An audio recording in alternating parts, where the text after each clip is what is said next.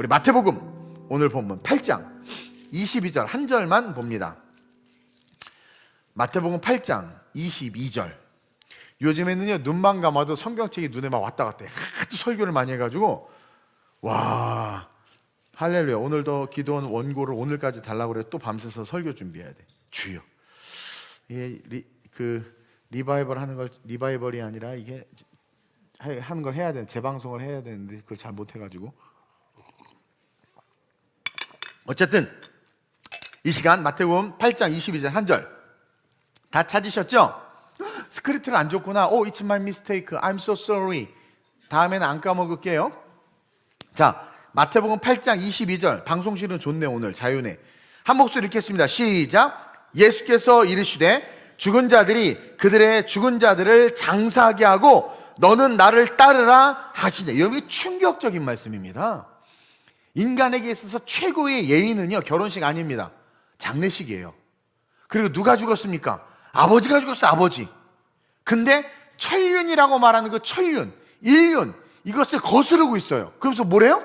야, 아빠가 죽어서 장례를 치러야 된다는데, 만약에 여기 여러분들 지금 없나? 여러분들의 자식이, 여러분들 죽었으니까 모르나? 아빠가 죽었는데 자식이 아빠 장례를 안 친다 그러면 여러분 기분이 어떻겠어요?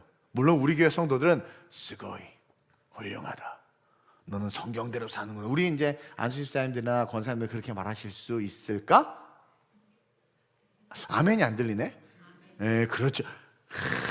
이 집사님 자녀들이 되게 자유하네 지금 막 갑자기. 어쨌든 이 말도 안 되는 거거든. 충격적이고 그 당시 문화와 관습과 인륜과 역사와 전통과 그냥 인간의 인간됨을 파괴하는 말씀이에요. 아버지를 장례해야 되는데 예수께서 뭐래요? 이르시되 죽은 자들이 그들의 죽은 자를 장사하게 하고 너는 나를 따르라. 그러면 자, 여기서 지구상에서 가장 중요한 게 뭐라는 거예요? 지금 인간사에서 인간에게서 가장 중요한 게 뭐라는 거예요?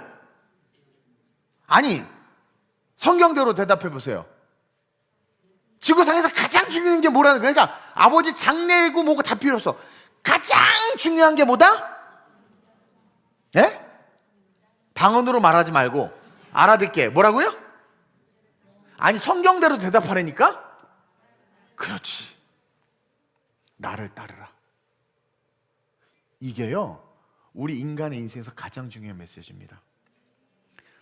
여러분들의 답은 50점이에요. 50점. 뭘 빼먹었어? 너는을 빼먹었어. 너는. 나를 따르라. 그랬더니 나는 안 따르고 얘만 막 따라. 그래서 너는, 그렇죠? 나를 따르라. 이게 되게 중요한 거야. 그럼 여기서 우리가 뭘 발견해요? 너는 나를 따르라라는 이 문장에서 우리가 뭘 발견해요? 인디비주얼한 예수 그리스도의 메시지를 내 아내가, 내 남편이 듣는 게 아니라 누가? 내가 들어야 해. 이게 제일 중요해. 설교 끝. 이게 핵심이야. 우리가 세상에서 중요하다고 하는 수많은 가치들이 있잖아요. 명예, 권력, 자식 사랑, 자식을 위한 sacrifice, 희생. 내가 그냥 차 달려오는 차 자식 구하고 죽는 거 다 필요 없어. 그 어떤 것도 구원받지 못해. 그 사랑도 구원받지 못해. 장례를 치르고, 그러니까 좋은 사람, 나이스, 굿맨, 아주 훌륭한 사람, 뭐 그레이트한 사람, 그래 뭐 잠깐 100년 동안 뭐 할 수 있어. 그러나 구원 못 받아. 그러니까 여러분들 기억해야 돼요. 내가 찬호 집사님보다 조금 잘생겼어요? 그래도 의미가 없어. 그 조금 잘생겨봐야 별 의미가 없어. 기분 되게 나빠하는데? 의미가 없다니까? 아무리 잘생겨도 구원 못 받아. 무슨 말인지 아세요? 그렇게 비싼 무슨 양털인지 몬털인지 조끼 입어도요, 에? 그렇게 안경 이쁜 거 써도요, 의미 없어요. 우리 인생에서 가장 중요한 게 뭐냐면, 주님은요 지금 이 지구를 파괴하시는 거예요. 이 말씀, 이 지구를 파괴하면서 뭐라고 말하냐면, 너는 나를 따르는 것, 이것이 이 지구, 존재하는 모든 그러니까 이 지구, 온 우주에서 가장 중요한 일이다. 여러분, 이거가 제일 중요한 거예요. 그래서 오늘 구정기기도 하고, 귀향하셔야 되나? 바쁘니까 굵고 짧게, 진짜 제자인가? 이 질문에 대해서 스스로 도전받고 돌아가는 시간이 됐으면 좋겠습니다. 여러분, 이 땅에서 우리가 태어났다면 반드시 진짜 예수 그리스도 만나야 돼요. 그리고 정말 만났습니까? 만났어요, 안 만났어요, 여러분? 이게 희마리가 없지? 위하임 사님, 영어만 잘한다고 구원받는 거 아니야. 만났어요, 안 만났어요? 약간 모자란 것 같은데. 여러분 진짜 예수님을 만났어요? 만났다면 제자로서의 삶을 살아내는 모습이 보여야 되는데, 그 제자로서의 삶을 살아내는 모습이 뭐냐면 선생님이 되는 겁니다. 이게 성경의 신약의 핵심 구조예요. 선생님이 되는 거예요. 봐봐, 내가 진짜 예수를 만났어? 너는 나를 따라! 그래서 예수님을 따라서 따르는 게 팔로우하는 게 제자잖아요. 그러면 그분을 따르면 뭘 배우겠어? 그분의 보폭, 풍채, 느낌부터 시작해서 어투, 행동, 모든 걸 닮아가. 또 그분의 입에서 나는 말씀, 아멘 씹어 먹으면서 작은 예수처럼 그분을 닮잖아요. 그렇죠? 어떤 엄마가 그러더라고. 자기 자녀가 자는 거 보니까 꼴보기 싫어 죽겠대. 왜? 아빠랑 똑같이 잔대. 왜 꼴보기 싫은지 모르겠지만 그게 똑같이 모습이 보이는 거예요. 보이는 거예요. 그래서 사람들은 우리를 보면 예수님의 모습이 보여야 돼. 거기서 끝나는 게 아니라 그렇게 예수님의 모습이 보이면 어떻게 돼요? 그 사람은 자연스럽게 그 예수님을 또 너는 나를 따라야 된다라고 하신 말씀을 가르쳐야 되는 거예요.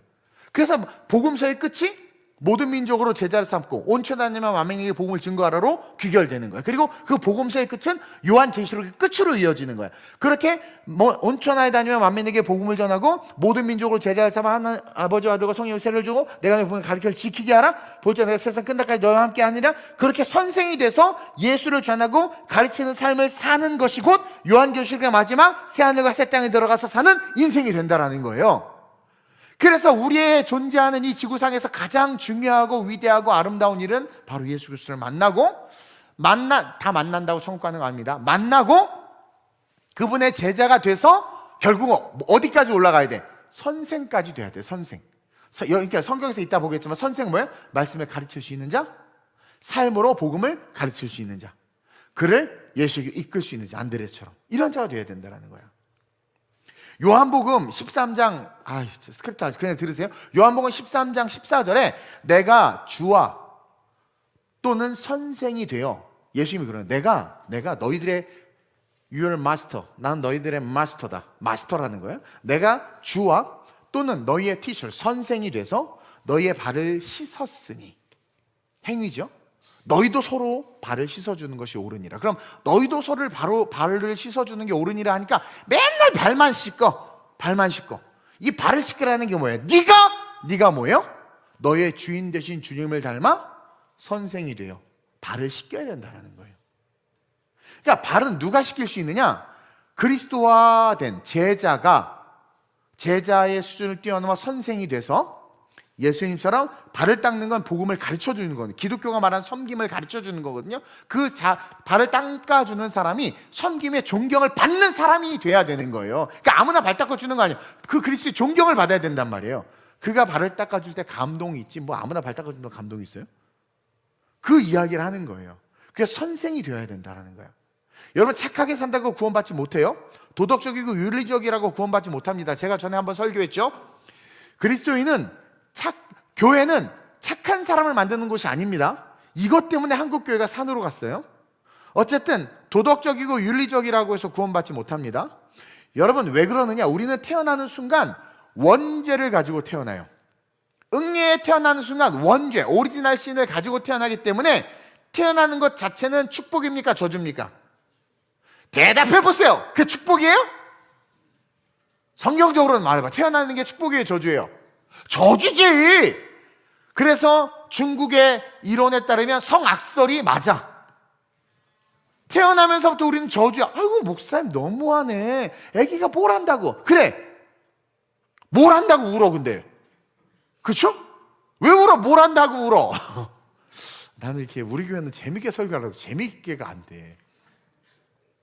얘가 못해서 응애에 태어났지만 태어나는 그 순간 아담과 하와로부터 이어지는 오리지널 신, 원죄가 그냥 원죄 덩어리로 태어나는 거예요. 원죄 덩어리로. 그래서 태어난 그를 아주 이쁘고 아름답고 도덕과 윤리와 사랑으로 처발라도 원죄를 해결해 줄 수 있는 인간이 없기 때문에 인간의 태어남은 곧 뭐다? 저주다. 여러분 이게 기독교 세계관입니다. 그래서 우리는 늘 회개가 필요한 거예요. 예수가 필요해요. 이게 이 기독교 세계관이 무너져서 무슨 인간의 의로움과 행위로 구원받을 수 있다 이렇게 나가는 이유가 원죄를 거부하기 때문에 그래요. 그것은 창조를 인정하지 않는 거거든요. 어쨌든 태어나는 것 자체가 그래서 저주다. 여러분들 똑바로 알아야 됩니다. 그래서 정말 예수 그리스도와 복음이 없다면 우리가 태어난다는 것은 그냥 저주일 수밖에 없어요. 그냥 영원한 멸망과 저주의 삶을 살아야 되는 거야. 이 땅에서 아무리 잘 살아도 그냥 멸망과 저주의 삶을 사는 거야. 여러분, 가룟 유다에게 예수님이 하신 말씀 기억나죠? 예수님께서 나와 함께 그래서 손을 넣는 자가 나를 파는 자라 같이 가룟 유다가 손을 넣었어. 그리고 막 하는데 예수님 저 아니죠. 뻔뻔히 거짓말을 해. 네가 말하였도다 그랬는데 나는 아니죠 또 그래. 야, 그러니까 나중에 예수님이 가룟 유다에게 어떤 말씀을 하십니까?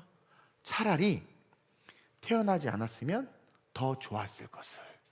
이게 뭐냐면 태어난 것 자체가 저주야. 근데 예수를 만났잖아요.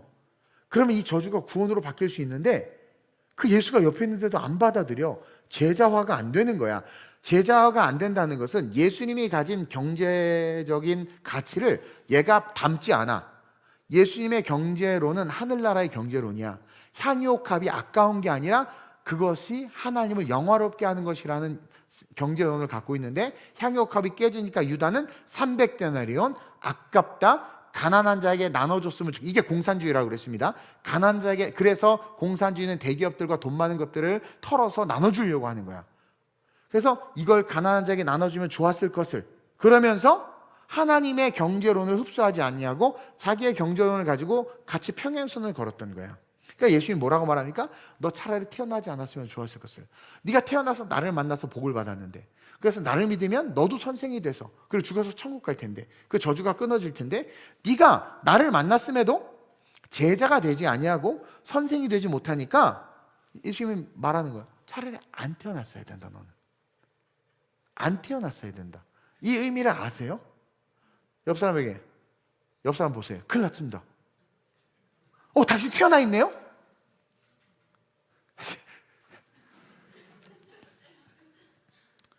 그 찬호 집사님이 있으니까 그 와이프가 잘 안 웃는 것 같아. 맨날 웃어줘서 힘이 났는데. 이게요, 여러분 심각한 거예요. 지금 태어났으면 반드시 예수님 만나야 돼요.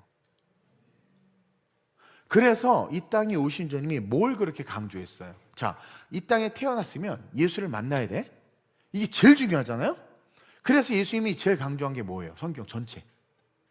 자꾸 사랑 그런 얘기 하지 마세요. 그거는 그분의 속성이고 본질이야. 그 뭘 강조해? 전도와 선교죠. 그래서 계속 그걸 강조하고 있는 거야.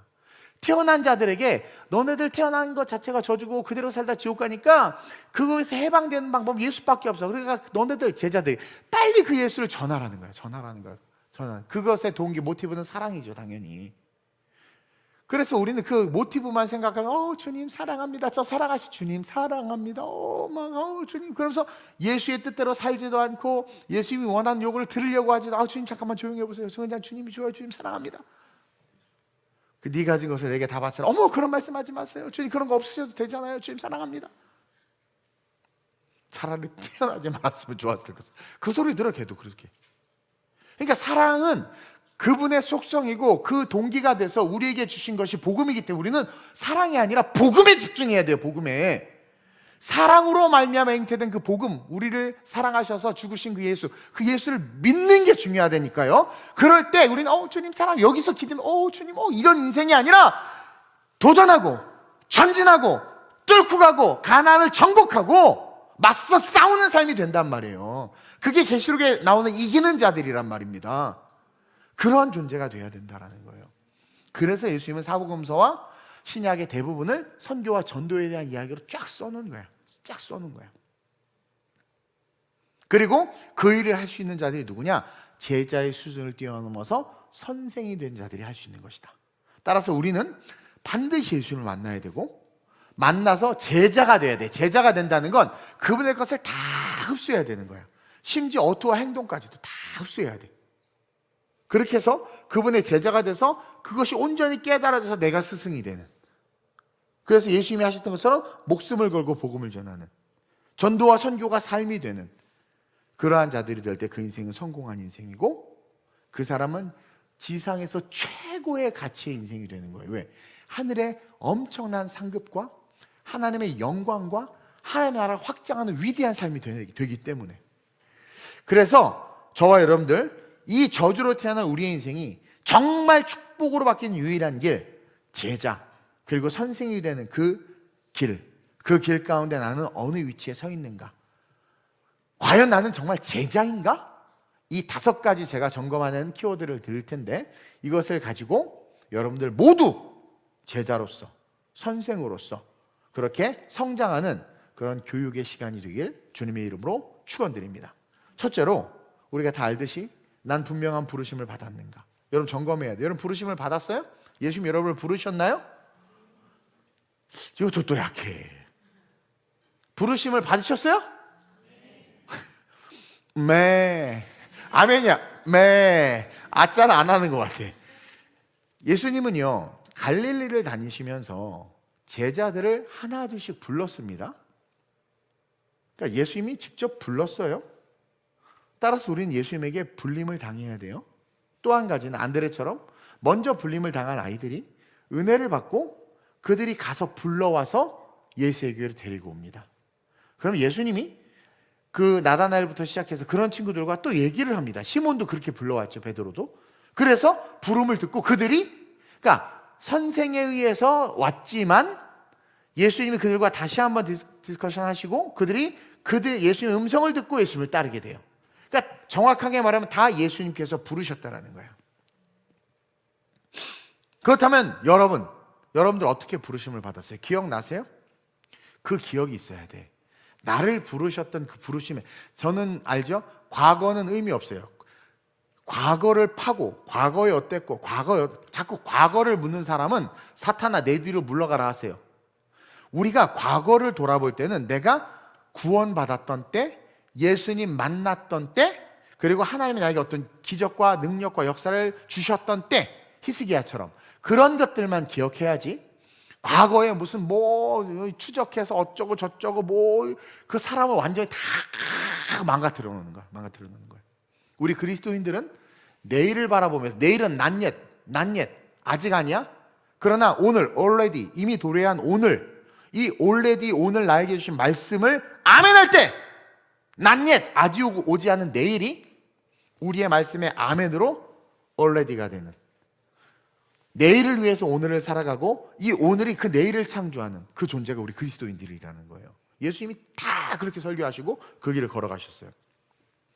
그래서 근데 이제 중요한 건, 그렇게 걸어가다가 우리가 가끔 방향과 길을 잃을 때가 있고 좌절하거나 낭망할 때가 있어요. 뭔가 이게 잘못된 것 같을 때가 있어. 저도 막 가다가 딴짓하고 가다가 내비게이션도 있고 다 있었는데 내가 잠깐 정신을, 길이 이상한 데로 간 거예요. 제가 정말 특세 때인가 한 3일 잠 못 자고 너무 피곤해서 가는데 아무 생각 없이 계속 직진을 해서 그 고속도로였는데 나 미치는 줄 알았어. 내비가 이제 한 10분? 8분이면 도착하는데 갑자기 37분으로 바뀌는 거야. 난 그때 기도했어. 주님 오시옵소서. 그냥 오시옵소서. 오셔. 너무. 근데 그건 뭐야? 내가 이런 거야. 순간 놓친 거야. 내비게이션도 있었고 자꾸 얘가 안내를 하는데 내가 안 들었던 거야. 우회전입니다. 50m 앞에서 우회전입니다. 이런 옵션이 있는 거 알죠? 안 돼. 안 해. 또 외국 가면 내가 또 좀 영어 좀 해보겠다고 내비게이션 없이 영어로 해놔요. turn right, turn left. 못 알아들어. 그럼 망하는 거야. 그럴 때가 있단 말이야. 그럴 때 어떻게 해야 돼요? 내가 어떻게 나를 하나님께서 부르셨는지. 우리가 인생을 살다 보면 그렇게 뭔가 잘못된 길을 걸어갈 때가 있어요. 그럴 때 우리에게 꼭 우리를 다시 올바른 방향으로 자리를 잡아줄 수 있는 게 내가 예수님에게 부르심을 받았다는 거예요. 제가요 한번 번아웃이 오고 탈진이 왔을 때 내가 정말 솔직히 말하면 이 목회를 다 내려놓고 진짜 아프리카 가서, 이제 아프리카 말도 못해. 아프리카 얘기했더니 다 아프리카 가라고 막 밀어넣어가지고 정말 무슨 말을 못해 여기서. 어쨌든 다 내려놓고 그냥 어디 가서 그냥 쉬고 책 쓰고 그냥 그렇게 있었으면 좋겠다, 막 그런 생각을 한 적이 있었어요. 그러다가 내가 정동진에서 막 눈물 흘리면서 기도하고 하나님 날 부르셨던 분명한 그 음성, 소리가 분명히 들리는데요. 여러분 그거 알죠? 모든 소리는요 나면 근원이 있어서 사람이 소리가 딱 들리면 본능적으로 소리 나는 쪽으로 몸이 틀어져요. 모든 동물이나 귀를 가진 모든 것들이 그래요. 그래서 소리는 근원이 있기 때문에 천둥이 쳐도 저기다 이렇게 알아요. 근데 하나님의 음성은요, 들리는데 어디로부터인지를 몰라요. 내 몸 안에서 나는 것 같고, 몸 밖에서 나는 것 같고, 머릿속에서 들리는 것 같기도 하고, 온 몸이 스피커가 돼서 내 아들아 이렇게 들리는 것 같기도 하고, 아니면 공기가 나에게 말을 거는 것 같기도 하고, 방향이 없어요. 그러나 그 음성이 분명히 들리는 거야. 아들아, 나의 길을 가라. 거절할 수가 없는 거야. 나 교수고 지금 너무 잘 나가는데 나의 길을 가라. 그때 내가 경험하고 만났던 그 하나님, 그러니까 부르심을 받은 거죠.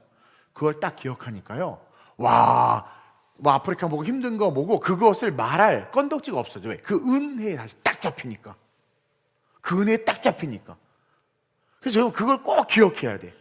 내가 그러니까 그거를 잃어버리면 마치 고향 없는 인생을 사는 것처럼 뭔가 신앙생활 하는데 힘이 없고 알 수 없는 우울감이 계속 따라와. 그래서 중창팀 우리 교회 많잖아요. 중창팀들이 노년에 한 50, 60 음악가들이 되면 그런 우울증이 온대요. 내 교회가 없고 내 목자가 없고 같이 교제하는 성도가 없는 거야, 얘네들은.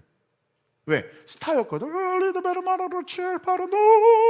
막 이러고 뭐 무대에서 막 드레스 입고 뭐 교수님 막 꽃다발 뭐 천상천하 유아 독존이죠. 교회 가도 솔리스트 막 50만 원, 30만 원 받아서 한 번만 치르면 30만, 또 한 번 치르면 30만 원 막 돌면서 막 수금하러 다니고 막 진짜 그러다 신앙이 영성이 바닥으로 떨어져요. 여기 우리 음악가들 워낙 많지. 웃지만 진짜 다 알아요. 근데 그분들이 노년이 되잖아요. 알 수 없는 영적인 우울감이 옵니다. 뿌리가 없기 때문에. 신앙도 마찬가지예요.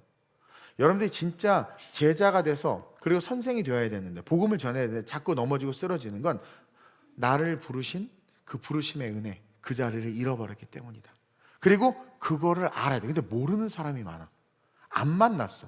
한 번도 안 불렀는데 신학교에 되게 많아요. 막 열심히 신학 공부하는데 등록금도 안 채워주고 막 하나님 앞에 금식하면서 기도하는 거야. 한 신학생. 했더니 유일하게 하나님의 음성을 들었어.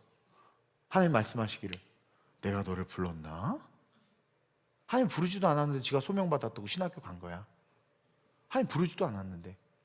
그런 분들 많아. 하나님 부르지도 않았는데 교회 열심히 다니고 하나님의 부르심을 경험하지 못했는데 목사, 권사, 장로, 안수집사 된 사람들 되게 많아. 그러니까 그들의 삶에서 나오는 건 다 인본주의적인 것들밖에 나오지 않아요. 제자가 돼보지도 못해. 그러니까 제자가 되지를 못해서 부르심을 못 받았으니까. 그러니까 예수님의 가치와 세계관을 담지를 못해. 끽해야 담임 목사나 그 교회 분위기 정도는 닮아. 근데 뿌리가 없는 거죠. 신앙의 뿌리. 그러니까 나를 구원하셨어. 그 구원의 감격의 은혜로 내 모든 것이 부서지고 거듭난 그게 없으니까요. 계속 옛사람으로 신앙생활하는 거예요. 그러니까 판단과 정죄만 하게 돼. 향방 없이 싸우다가 죽어요. 지옥 가는 거예요. 흔들릴 때 제자리로 돌아갈 곳이 없어. 막 신앙이 흔들리고 막 시련이 올 때 자기 자리로 돌아갈 자리가 없어. 왜? 부르심을 못 받았거든. 여러분 예수님 부르심 없이 교회 다니는 사람 되게 많아요. 그럼 또 그러지. 여러분 복음주의가요 타락한 거 아세요? 이게 복음주의가 그리스도 그래 사랑으로 하나 돼. 이 복음주의에서 유니온 하나 되는 그 WCC 이거 다 복음주의에서 나왔어. 그래서 나온 게 개혁주의, 복음주의 다음에 이제 개혁주의. 그 개혁주의 신앙이 복음주의의 병폐를 파하고 나온 건데 또 개혁주의도 문제야. 이름부터 개혁. 뭔가 많아 그런 게 또. 저는 이제 복음주의를 좋아하는데 복음주의 관점에서 말하는데 제가 말하는 복음주의는 종교 통합이나 그런 걸 말하는 것이 아니에요. 제가 말하는 복음주의는 그냥 말 그대로 예수 중심주의예요. 복음, 가스펠, 말씀 중심주의를 말하는 거야. 어쨌든 그래서 그러한 그거는요.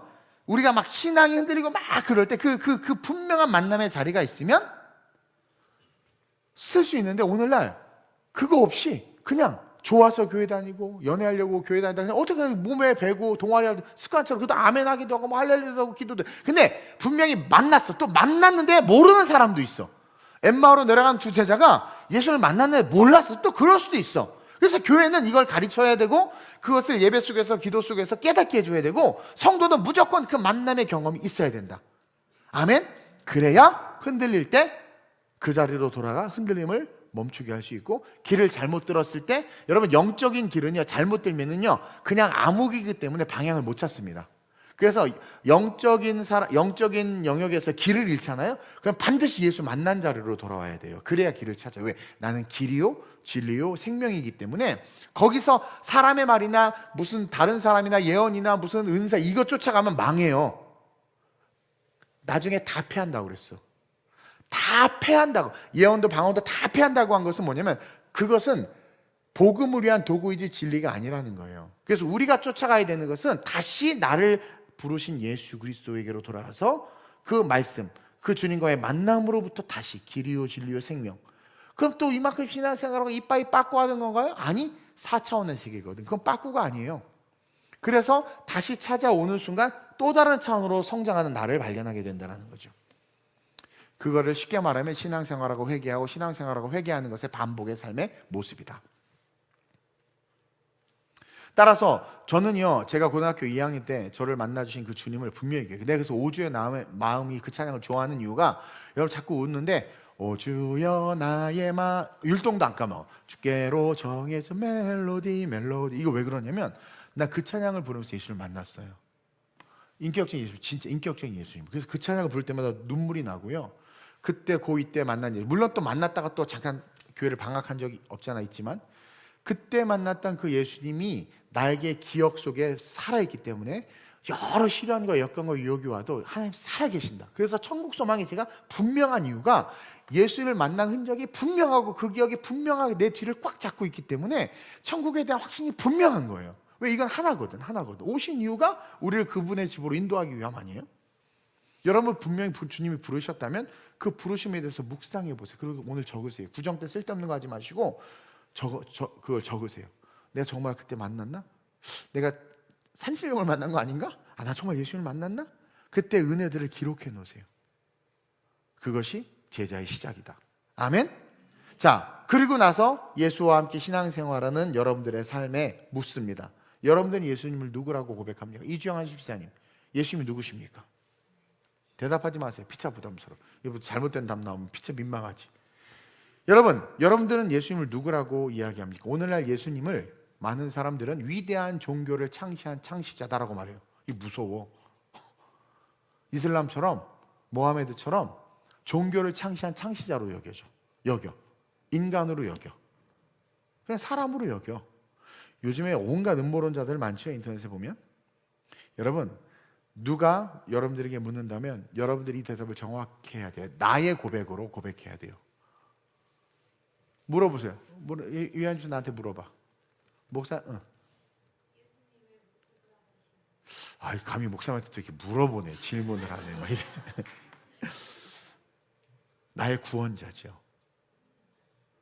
이게 my savior, 나의 구원자라는 고백이 나와야 돼요. 이 나의 구원자라는 게, 구원자라는 말에 삼위일체 신학이 들어있습니다. 우리 성도 중에 한 분이 나한테 삼위일체에 대해서 물어봐서, 막 밤에 너무 피곤한데 주일날, 그래서 짧게 대답을 했는데 이해가 되신 것 같아. 커피 쿠폰을 보내주셨더라고. 그분이 자주 물어봐 줬으면 좋겠어. 다른 분은 물어보면 답해도 아무것도 안 주는데, 해봐 그냥 핫 하나 날려주면 커피 쿠폰을 주시더라고. 네. 여러분, 우리가 예수님을 독생자라고 얘기하니까 자꾸 성부 하나님과 성부 하나님과 성령 하나님 사이에서 태어난 어떤 존재로 생각하는데 아니에요. 독생자라는 게 뭐냐면, 우리가 이 가정의 개념, 인간의 개념으로 생각하니까 하나님의 아들이라고 이렇게 써놓으니까 자꾸 그렇게 Son of God, 하나님의 아들 이러니까 이제 태어난 그 아들처럼 생각하는 게 그게 아니라 독생하는, 스스로 존재하는 하나님과 성령님의 그런 삼위일체 속에서 우리가 이해할 수 있는 자녀로서의 개념의 위격을 가진 하나님이 예수님이라는 거예요. 그게 독생자라는 겁니다. 독생, 스스로 존재하시면서 성부, 성자, 성령에서 성자, 이게 하나님의 아들이 아니라 거룩한, 우리가 인간의 이해 속에서 삼위일체를 이해시키기 위해서 자녀로서의 개념으로서 그 위격을 가지신 분이 예수님이라는 거예요. 그럼 그 자녀로서의 위격은 뭐냐? 부모의 말에 순종해서 아버지가 독자 이삭을 죽임과 같이 하나님의 말씀에 순종해서 우리를 구원하기 위해서 죽으시고 부활하시는 사명을 감당하시는 스스로 존재하시는 하나님이 독생자 예수 그리스도라는 거예요. 이게 언어에 이게 좀 그런데 뭐 지금 성경 구멍 할 수 없고, 삼위일체로는요 인간의 이론으로 인간의 지식으로 풀 수가 없고, 삼위일체의 모양을 한 존재가 존재하지 않아. 옛날에 양태론 이단자들이 뭐라 그래요? 빛이 있잖아. 빛이 나오지, 따뜻하지, 세 가지가 있지. 근데 빛이 하나야. 태양이 있지, 태양 따뜻하지, 태양 존재하지, 성부. 따뜻하지, 성령. 빛이 오지, 환하지, 성자. 근데 이 세 개가 떨어질 수 있어? 태양이? 그래서 빛만 따로 떼어내고 뭐 빛만 따로 떼어내고 그다음에 태양 덩어리만 따로 떼어내고 그냥 따뜻함만 따로 떼어낼 수 있어요? 없잖아. 근데 예수님께서 침례 받으실 때 어떻게 했어요? 예수님이 거기 현현하셨고 비둘기처럼 성령이 내려오셨고 저기서 하나의 음성이 들렸어. 따로 분리돼, 세퍼레이트 돼 있었어. 세퍼레이트 돼 있으시지만 그 세퍼레이트는 완전한 세퍼레이트이 아니라 뭐예요? 하나야. 하나님에서 셋인데 이걸 위격이라고 그래요. 그 영역 속에 존재하시면 하나님 이거 인간 힘으로 풀 수가 없습니다. 근데 중요한 건 그런 뭐 삼위일체로 알고 막 그 신학 궁금해하는 분들 치고 구원받은 사람 별로 없더라고 내가 보니까. 아 진짜 그래요. 그거 공부하고 연구하다가 오히려 실족하고 예수 안 믿어. 여러분 예수님 나의 구원자입니다. 그냥 성경 속에 나와 있잖아. 예수님의 이야기가 딱 기록되어 있죠. 우리를 위해서 태어나셨고 십자가 고난 받으시고 죽으셔서 부활하셨는데 우리를 구원하기 위함이래. 그분이 나를 불렀어. 그럼 내가 그분의 음성을 듣고 그분을 만났고 기록된 말씀이 그분이 죽으시고 부활하시는 게 나 때문이라는 것을 우리가 인식해서 우리의 고백은 어떤 고백이 나와요? 그분이 나의 구원자다. 그러니까 그분 때문에 나는 저주에서 생명으로 옮겨졌다. 이게 되는 자들이 제자가 되는 거예요. 그러니까 10의 1조가 아깝겠습니까? 재산을 파는 게 아깝겠습니까? 순교당하는 게 아깝겠습니까? 베드로도요 몸 엄청 사리는 놈이에요. 이 놈이 천국 가서 또 혼나겠다 만나면. 이거 어쩔 수 없어. 이게 베드로가요 지 살겠다고 개준요정 앞에서 3번이나 부인했죠. 근데 그가 성령 받고 제대로 성장한 제자가 돼서 선생이 된 다음에는 로마를 나올 때 예수님을 만나니까 예수님 어디 가십니까? 네가 버리고 로마 제가 가겠습니다 해서 거꾸로 십자가에 달려 죽죠. 되게 겁 많고 두려워하는 놈인데 기꺼이 죽음을 아무렇지도 않게 죽을 수 있었던 거. Jesus is my savior가 된 거예요. 구원자가 된 겁니다. 이해하세요? 그러니까 그 구원의 고백이 있어요. 그래서 그런 자가 진짜 제자가 되는 거예요. 저도요 잘 나가다가 신학교 가라고 할 때 정말 충격받았어요. 근데 내가 그때 예수님을 만났던 경험이 없잖아요. 나 안 가죠. 왜 갑니까? 총 맞았습니까? 신학교 안 가고 얼마든지 주님 제가 10억 헌금합니다. 돈 벌어서. 그리고 저는요 평신도 사역자로 올인하겠습니다. 그렇게 말할 수 있어. 근데 이게 진짜 만나지니까 그분이 나를 구원한 게 확실하니까 내가 하고 싶은 말이 여기까지 와도 못하겠는 거예요. 예수님도 이 잔을 내게 옮기시옵소서 했지만 그러나 나의 원대로 마시고 아버지의 원대로. 이게 되는 거예요. 이게 진짜 되는 거예요. 그러니까 여러분 예수를 누구라고 하느냐? 고백할 수 있어야 돼요.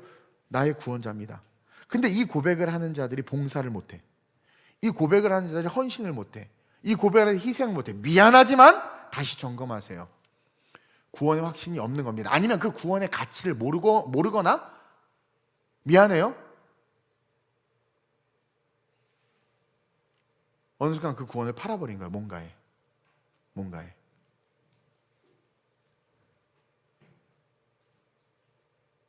저도요 하고 싶은 게 많은 남자입니다. 근데요 이번에 목사님들 또 만나서 얘기하는데 아니 무슨 목사 설교 3번씩이나 해? 주일만 해 주일만. 그러고 싶을까요? 안 그러고 싶을까요? 오라 나는 공고한 자라 내 육체 속에 또 다른 인간은 그래라. 주일 한 번만 얼마나 좋겠냐. 그걸 더 확실하게 준비하고 더 퍼펙트하게 준비하고 해서 해라. 그러나 겉사람은 날로 후패하나 내 속은 날로 새로워지니까 어떻게 돼요? 해야지. 여러분들 표정 보니까 끝내라 그런 표정이지. 나도 지금 원고를 짧게 써놓고 왜 길게 할까? 이게 안 되는 거야. 잠도 한숨도 못 자는데. 그러니까 진짜 예수를 만나면은요 자기 몸을 안 사립니다. 왜 아나니아하고 삽비라가 문지방을 하면서 죽었느냐? 미안해요. 예수가 그들의 구원자가 아니었습니다. 그래서 그런 거예요. 그래서 아까웠던 거예요. 합리적이었던 거예요. 이성적이었던 거예요. 예수가 나의 구원자가 되면 합리적인 걸 뛰어넘고 이성적인 걸 뛰어넘습니다. 목사님, 오늘 같은 시대에 그런 말 하면 큰일 납니다. 지금 어떤 시대에 그런 말 합니까? 아니요, 복음은 변하지 않습니다. 내 꿈은 주님 재림하실 때 같이 다 들려 올라가는 거예요. 그러기 위해서 우리 진짜 제자가 돼야 돼요. 여러분, 예수를 구주로 고백하는지 점검하세요. 여러분들이 주님을 위해서 뭔가 할 때 그게 힘들다면 다시 예수를 만난 자리로 가야 돼. 나 안 만났었어요, 목사님. 그걸 발견하는 것도 왜? 진짜 만나서 다시 시작하는 게 빠른 거거든. 되게 중요한 거예요. 그렇게 해서 걸어가는 자들의 인생에는 여러분 자꾸 뭔가 오해하는데, 예수를 믿고 예수를 따라가면 고난이다, 십자가다, 틀린 말 아니거든요. 좁은 길로 가야 된다, 틀린 말 아니야. 근데 내가 그 예수를 너무 사랑하고 너무 좋아. 그러면 그 좁은 길 기꺼이 가지 않겠어요? 그러니까 심수는지 누군가가 그 다이아몬드를 좋아하지 아니하고 쫓아간 거 아니에요. 누구 이수일의 뭐 다이아몬드가 좋느냐, 뭐 그 뭐지, 옛날 얘기인데 뭐죠? 에? 심순애가 다이아몬드를 쫓아갔어요? 아니죠. 가난한 놈을 쫓아갔죠. 왜? 사랑하기 때문에. 저도 예수님을 사랑하니까 좁은 길 걸어가고, 예수님을 사랑하니까 운전봉사하고, 예수님을 사랑하니까 딴 데 가서 보면 목사님들 누리는 거 눈에 안 보입니까? 다 보이지. 근데 예수 사랑하니까 아유, 저딴 건 다 필요 없어. 천국 가면 난 하늘 소망, 천국 소망. 그렇게 가는 거예요. 근데 어느 순간 여러분들 뭔가 불편해지고, 힘들어지고, 이거 너무 하는 것 같고, 그게 이제 나를 위해서 하라거나 뭐 엉뚱한 것을 위해서 하라고 그러면 뭐 그럴 수 있어요. 근데 그리스도를 위해서, 몸된 교회를 위해서, 십자가를 위해서 하라고 하는 거예요. 자, 성경학교인데 교사가 없어서 제가, 집사님 이번에 1박 2일이잖아, 가서 밥 좀 하세요. 교회 나가. 왜요? 그랬더니 목사가 자기 보고 밥하라고 그랬대. 감히 나 같은 존재에게 밥을 하라고 그랬대. 야, 이게 요즘 세상이에요. 세상이야. 무서워 죽겠어. 그래서 나도 요즘에 특세 간식 말하는데 쫄아. 얘는 말해도 하겠지 막 재미가 없네. 가슴이 아팠습니다. 정말 예수를 누구라고 고백하는가 상상해봤더니 나의 구원자입니다 라는 고백을 할 사람이 얼마나 있을까. 멋진 대답들을 많이 할 것 같은데, 나의 구원자입니다 라는 대답 속에는요, 내 것을 다 드릴 수 있는 고백이 있는 거거든요. 그래서 제가 오직하면 제 머리통까지 헌금함에 집어넣겠습니까? 그게 회복될 때 모든 것이 더해지는 겁니다. 자꾸 모든 것 주시면 뭐 하겠다고 하지 마세요. 진짜 구원받았다고 생각해봐요. 그게 실제가 돼보세요. 그럼 어떻게 되겠어요? 전혀 아깝지 않아요. 헌신 기꺼이, 영어 예배학교 기꺼이, 뭐 수요 예배, 금요 예배 제가 인도하겠습니다. 뭐 기꺼이 그게 되는 거죠. 그리고 그게 다 하나님의 영광을 위한 건데, 누가 뭐 내 방 청소하라고 그럽니까? 뭐 옆집 가서 뭐 도와주라고 그럽니까? 그래서 한국교회가 무너지고 있는 것이다. 그래서 우리가 진짜 제자가 되기 위해서 하나님께서 우리를 그렇게 구원의 확신으로 부르기 위해서 하시는 세 번째 코스가 있는데, 그게 뭐냐면, 과연 나는 영적 전쟁을 치렀는가?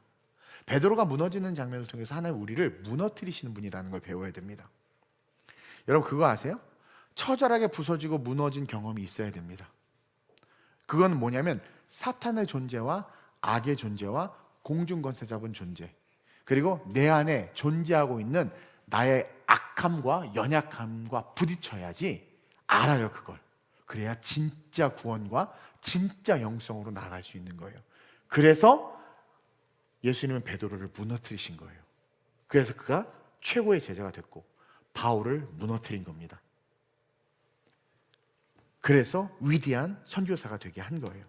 그게 있어야 진짜 회개, 진짜 훈련, 진짜 고백을 통해서 강해지는 거거든요. 관계의 충돌 겪으셔야 돼. 교회 안에서. 여러분 교회에 집사님들 왜 그래? 아니요. 여기 교회는요, 상처 디파트먼트 스토어야. 그것도 하이레벨 갤러리아 수준의 상처들이에요. 왜냐면 애지간한 상처는 교회 오지도 않아. 교회 올 때 어때요? 대부분 어마어마한 상처야. 건들면 찔러 막. 그렇죠? 디고 딘 사람들이야. 그럼 여기서 뭘 바래? 여기서 교회에서 관계 충돌, 어떤 가치의 충돌, 목사님 어떤 설교를 하는데 자기랑 가치가 안 맞아. 막 그런 가치의 충돌을 경험해야 돼. 욕망의 충돌, 세상과의 어떤 그런 긴장, 이런 것들 막 경험해야 돼요. 그러면서 내가 부서져야 돼. 그러면서 나를 알고 죄성이 문제를 알고 악을 알고 그러면서 어떻게 되는 거예요? 진짜 완전히 변화되는 거예요. 변화. 그래서 진짜 제자는 항상 내면에 전쟁을 경험합니다. 옛사람과 바울이 그러죠. 오라 나는 공고한 자라 지체 속에 또 다른 자 나를 죄와 사망으로 끌고 간다 이거 아니에요. 그게 진짜 제자들 그걸 느껴요. 저도 느껴요. 저도 막 수만 번 생각이 들어요. 막 마음에 여러 가지 세상의 욕망과 하나님의 뜻, 안전한 세이프 삶과 순종, 험난한 삶 막 계속 아니 옛날에는 그렇게 여기저기서 불러줘서 설교 좀 했으면 좋겠다, 기도원 같은데 불러주면 좋겠다 그랬는데 불러주니까 이제 짜증나. 설교 준비도 힘들어 죽겠고 가기도 싫고 이게 인간이에요. 인간이야. 회개했다니까. 또 그것도 안 불러주면 또 섭섭할 것 같아. 또 막 이게 이 인간이에요. 그런 걸 경험하면서 오라 나는 공고한 자라. 이게 고백되어져야 돼요. 누가 이 사망의 몸, 그냥 생각하는 게 다 악해. 누가 이 사망의 몸에서 나를 건져내라. 이게 될 때 더 전적 의존의 삶으로 우리가 발돋움하는 겁니다.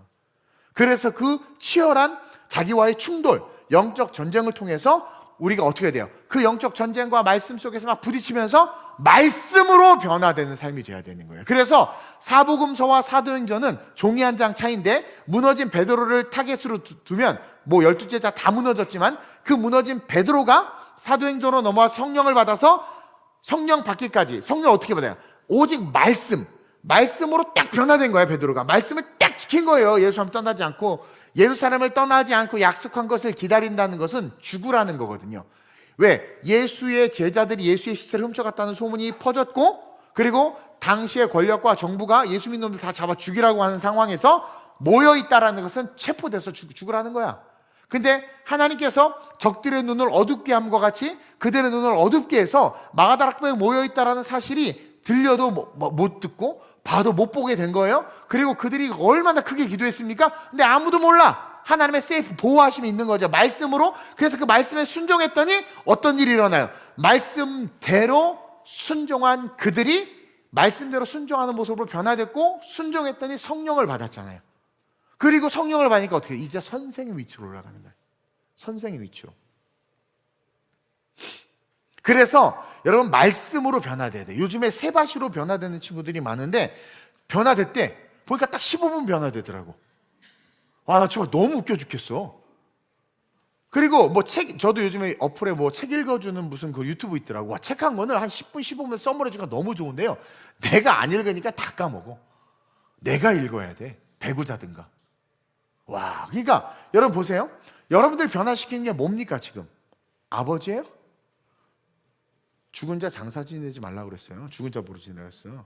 그러니까 가족으로부터 내려오는 게 좋은 교훈이 있을 수 있고 좋은 가르침이 있을 수 있는데 여러분 그거는 그냥 그 세대에서 끝나는 겁니다. 나에게 말씀하시는 말씀으로 받아서 그래서 부모를 그래서 결혼하면 다 부모 떠나야 돼. 그냥 길거리에 나 앉아서 살려도 부모 떠나야 돼. 부모 떠나서 가정을 이루어야 돼. 여기 어머니들 슬퍼하지 마세요. 내보내는 게 나아. 왜 계속 돈 달라고 했는데 그냥 내보내버려. 그게 성경적인 거야.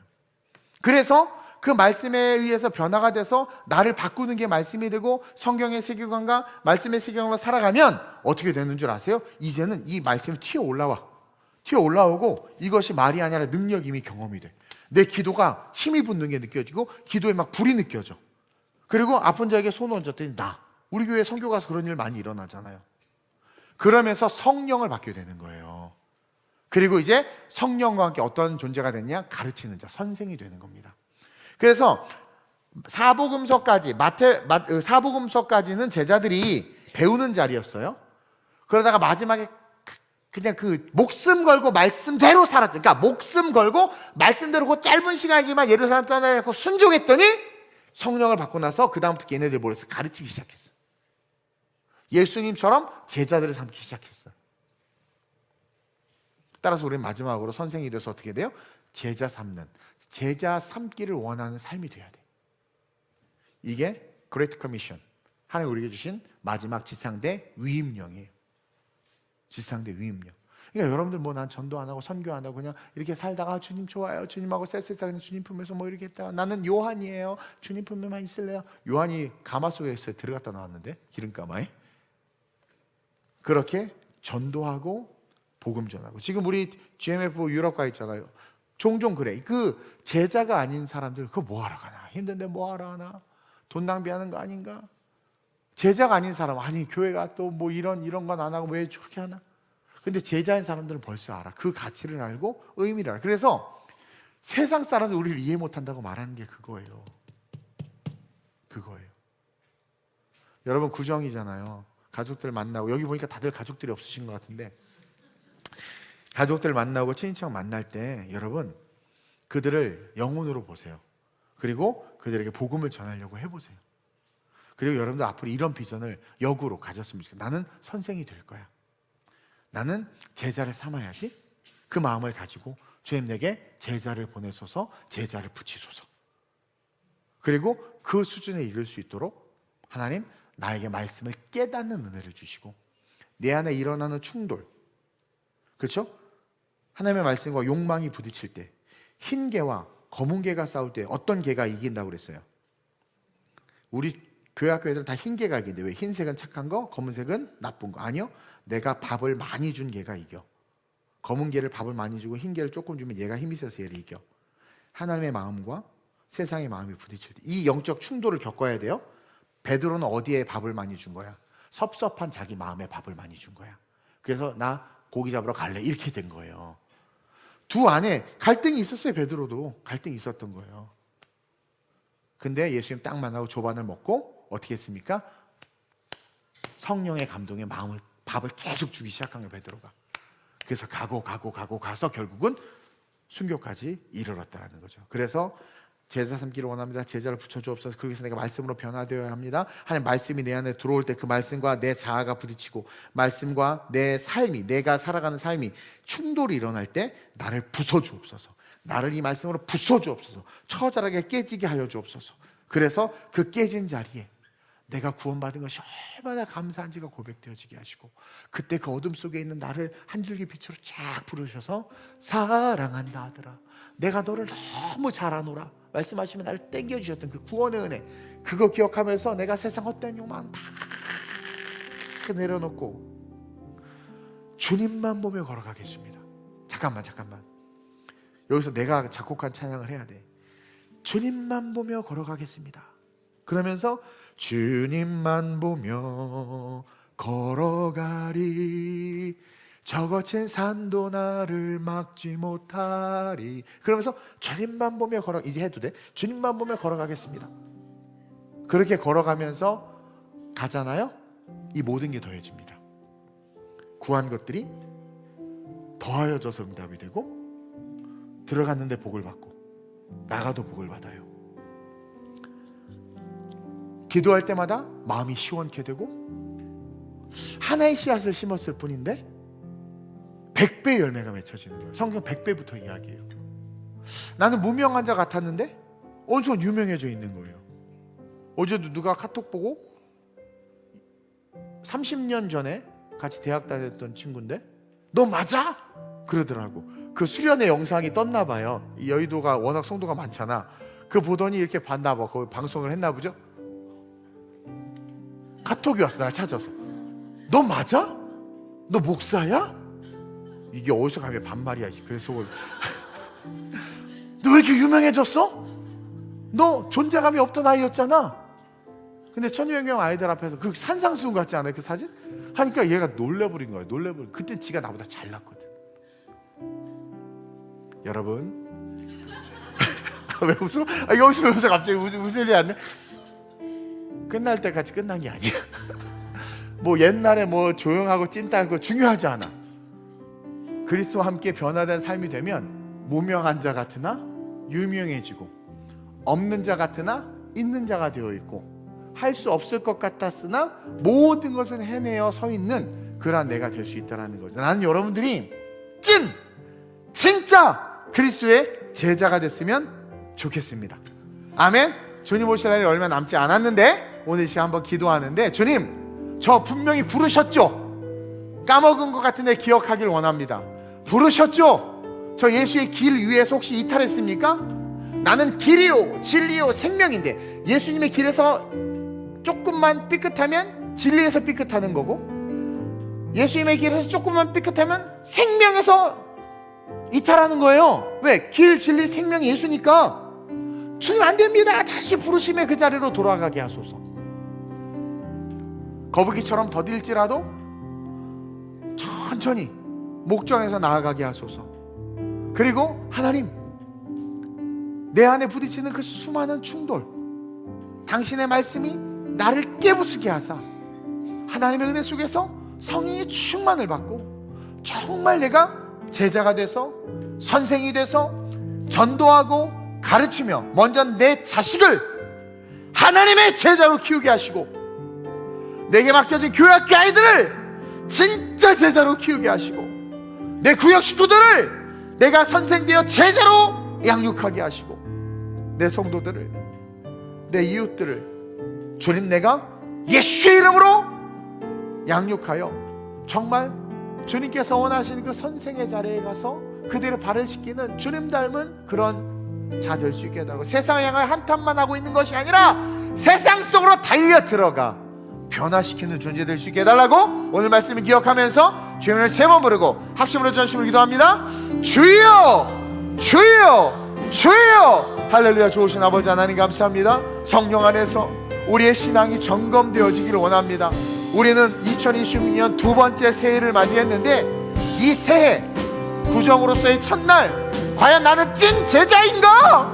우리 점검하지 아니하면 또 1년을 허송세월할 수 있습니다. 11시 예배 때 들었던 말씀과 연이어서 오늘이 3시 예배 때 주신 이 말씀, 나는 찐 제자인가? 나 정말 예수님이 불렀나?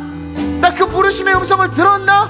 나에게 전도해줬던 그 친구, 그때 교회에 가서 만났던 그 감격, 예수님의 음성 내 안에 살아있나? 아니면 나 안 만났었구나, 가짜 임신했었구나 깨닫고 주여 나를 만나달라고 기도하게 하사 첫 번째 단추를 올바로 끼므로 제자의 삶의 시작이 열려질 수 있도록 주님 역사하여 주시옵소서. 주님의 음성 듣길 원하나이다. 주의 종이 우리가 듣겠사오니 말씀하여 주옵소서. 부르심에 순종하여 나아갑니다.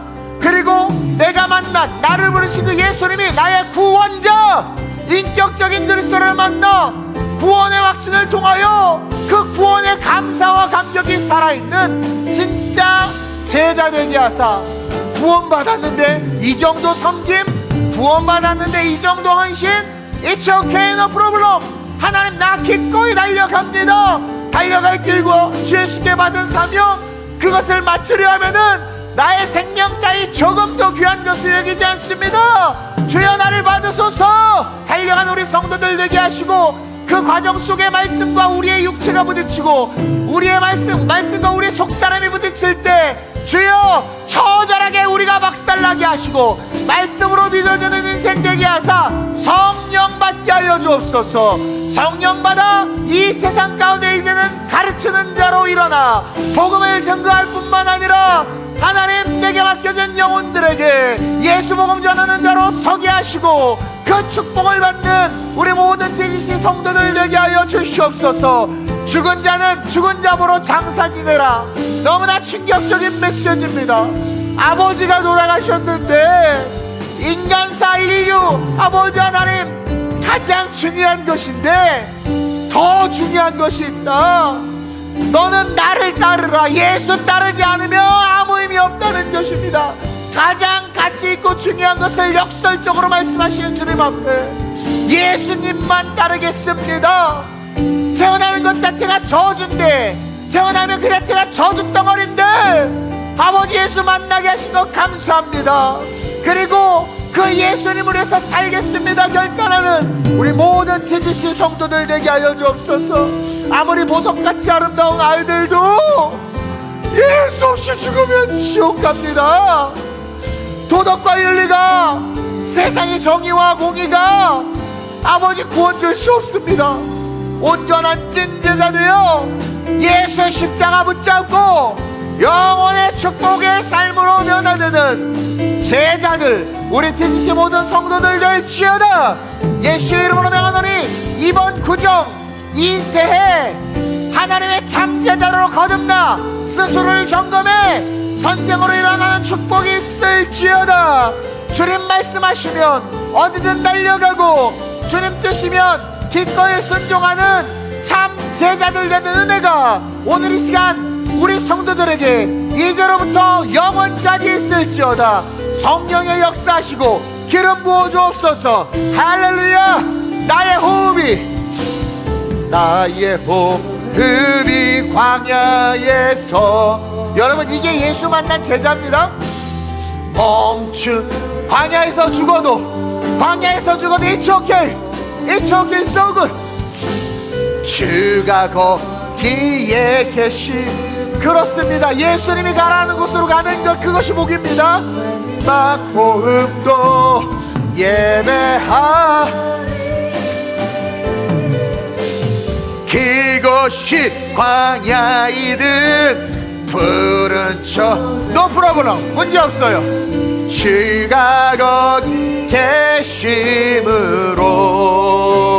주로 인해 시작된 나 제자의 삶은 믿음으로 예배하. 우리 한 번 더 고백하며 나의 호흡이 광야에서 멈춘다 하여도 주가 거기에 계시. 주여 우리의 마지막 호흡도 예배하리. 아멘. 그곳이 광야이든 푸른 초장이든 주가 거기 계심으로 주로 인해 시작된 나의 항해는 믿음으로 예배하는 것. 좋으신 아버지 하나님, 구정의 새해입니다. 또 한 번의 기회를 주시니 감사합니다. 참 제자가 되게 하여 주옵소서. 하나님, 우리가 제자입니까? 제자라면 세상의 가치가 말씀보다 우선시 돼서 안 되는데, 우리는 성경의 가르침이나 복음의 가르침보다도 세상의 가치가 먼저 되는 것을 보니 아직 부족한 것 같습니다. 죽은 자는 죽은 자 보러 장사 지내라고 충격적이고 파격적인 말씀을 하시는 주님, 너에게 가장 중요한 것은 너는 나를 따르는 것이다 말씀하시는 그 주님, 오늘 한국교회 강단이 복음을 전하지 않고 있습니다. 쓸데없는 얘기만 합니다.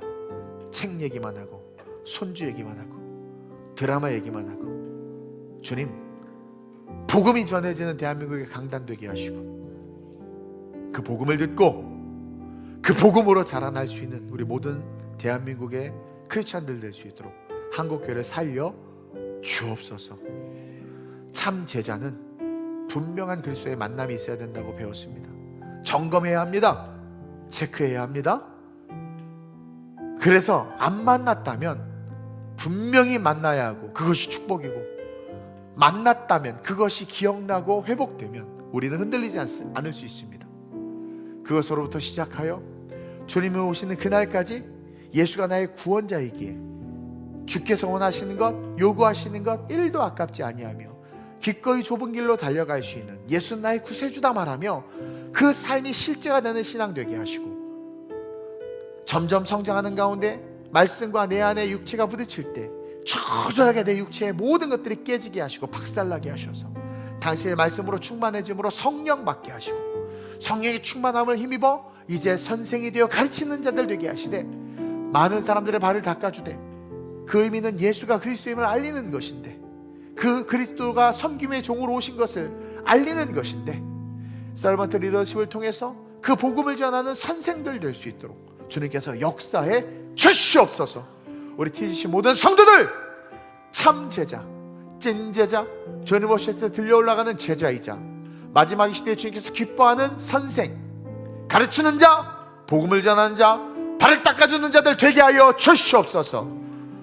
오직 주님을 위해서라면 모든 것을 걸 수 있는 진정한 성도들 되게 하시고, 이번 명절 힘들지만 씻기도 하고, 힘들지만 믿지 않는 부모에게 복음을 제시하고, 힘들지만 천국 소망을 말할 수 있는 권세 허락해 주옵소서. 감사함을 드리며 예수님의 이름으로 기도드립니다. 아멘. 아멘.